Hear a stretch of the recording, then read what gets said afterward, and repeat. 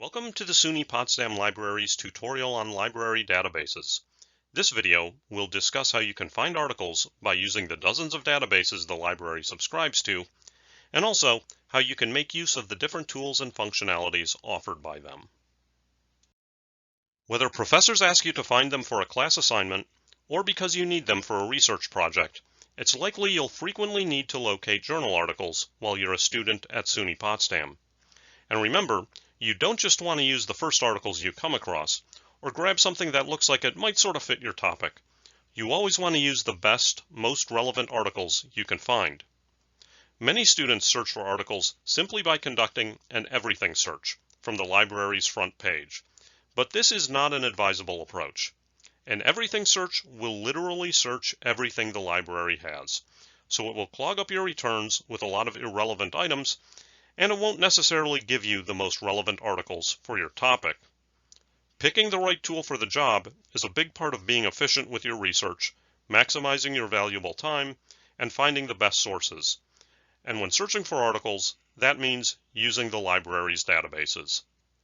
Now, if you know what specific database you want, you can access it through the alphabetical drop-down list, or you can click Choose Databases by Subject and Type, as I'm going to do for the next step of this demonstration.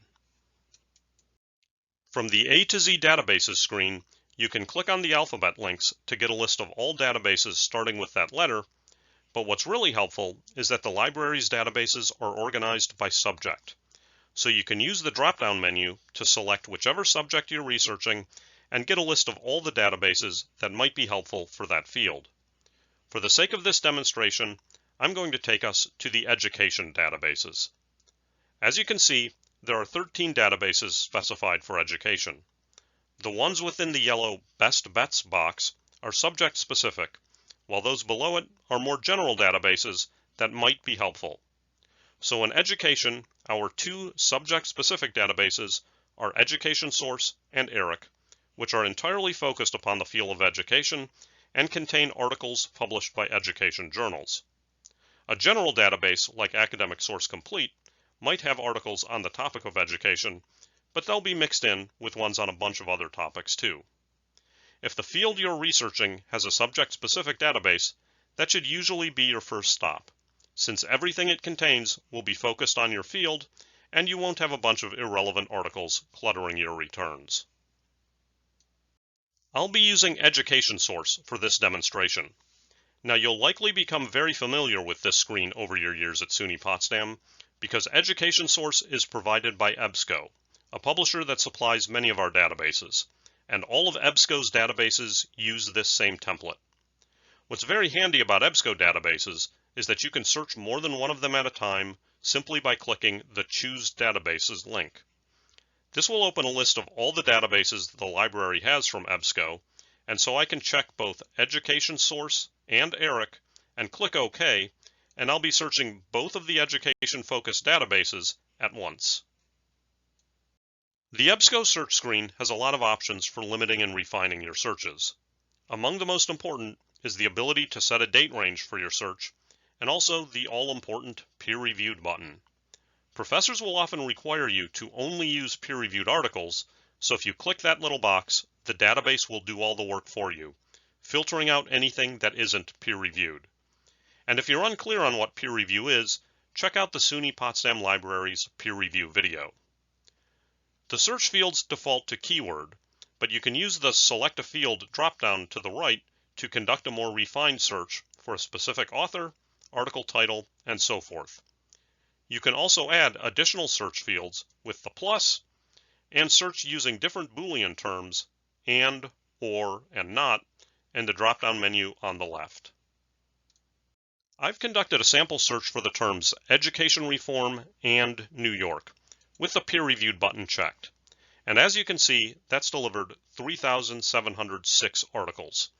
This is certainly too many to sort through to find the best ones, so I could further refine my search by adding additional search terms or by limiting the dates, since as you can see, the current date range of my search is 1887 to the present. The tools on the left-hand side of the screen provide additional means to limit a search, including by document type, article subject, or the geographic location of the study. Many of the SUNY Potsdam Library's databases contain full-text articles, so if the entry says PDF full text, just click that link and you'll be taken to the article itself, which you can download, print, or just read online. If it doesn't have a full text link, click the green Find It button. Sometimes Find It will take you to the publisher's website where you can read and download the full article, and other times it'll take you to the library's catalog, where you'll get a screen like this. This means the library does not subscribe to the journal in question, but that doesn't mean you're out of luck. If you'd like the article, just click the Request Copy via Interlibrary Loan link and submit the pre-filled form to receive a PDF of it. This is a very quick process, with most requests usually arriving within a day or two. And always remember, you should never have to pay for an article while you're a student at SUNY Potsdam. If you find something you'd like that's behind a paywall, submit an interlibrary loan request or send an email to ill@potsdam.edu. Now let's go one level farther down to see the catalog entry of a single article. Here, you can see the citation information, including the authors, the journal title, and its volume, issue, and page numbers, and also its DOI, or Digital Object Identifier, a unique number and letter code given to each article published online, and sometimes professors may ask for that to be included in your citations. This section also includes an abstract, which is a brief summary of the article, usually written by the authors. Make use of abstracts. They're a very quick and easy way to see what the article's about, and they can save you a lot of time, as opposed to reading through the article's entire introduction to see if it's appropriate for your research. You'll also find links to the article's subjects that will take you to all the other articles in the database cataloged under that topic. So if you're interested in, say, educational change, just click that link to get a lot of other articles on that same subject. The Tools bar on the right-hand side of the screen provides means to track your research, including options such as saving it to Google Drive, OneDrive, or emailing it to yourself.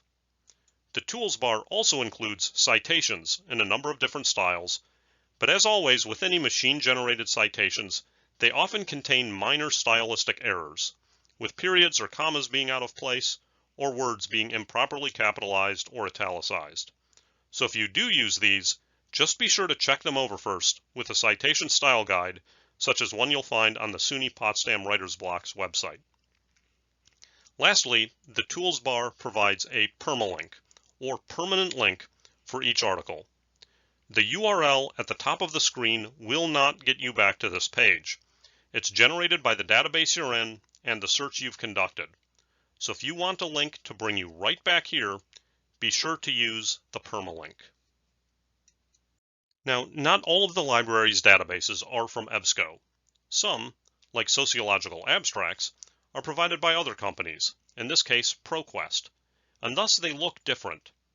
But note that this one still has much of the same functionality, including multiple search fields with Boolean terms, a peer review checkbox, and date ranges.